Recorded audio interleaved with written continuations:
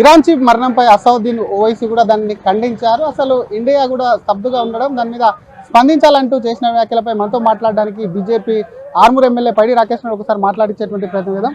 Sir, Iran కు సంబంధించినటువంటి అంశంలో ఇరాన్ చీఫ్ మృతి చెందడంలో కూడా అటు కేంద్రం కూడా స్పందించాలి, దాన్ని ఖండించాలి అని చెప్పి కూడా అసౌద్దీన్ ఓవైసీ డిమాండ్ చేస్తున్నారు. ఎలా సరైన వ్యాఖ్యలు? ప్రపంచంలో అందరికన్నా ముందు స్పందించిందే భారత ప్రభుత్వము, భారత ప్రధాని.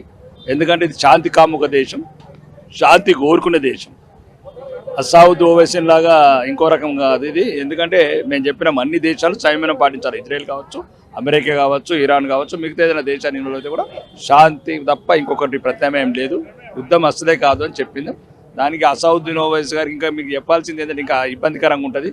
ఇప్పుడు పహల్గామ్లో, బిహల్గామ్లో ఎక్కడైతే ఇప్పుడు ఇక్కడ జరిగినప్పుడు దేశంలో సైనికుల మీద దాడి జరిగినప్పుడు ధర్నాలు ఎవరు చేయలేదు. ఇప్పుడు ఎక్కడో దేశంలో ఏమో జరుగుతుంది, ఈ దేశంలో ధర్నాలు చేస్తున్నారు. ఇది పెద్ద ద్రోహం. అసలు నువ్వు దేశాన్ని ప్రేమించిన దేశం అంటే అసౌద్దీనా ధర్నా చేసేవాళ్ళ? అసౌద్దీన్ మనుషులు ఈ దేశాన్ని ప్రేమించని వాళ్ళు ఈ దేశంలో ఉండకూడదు.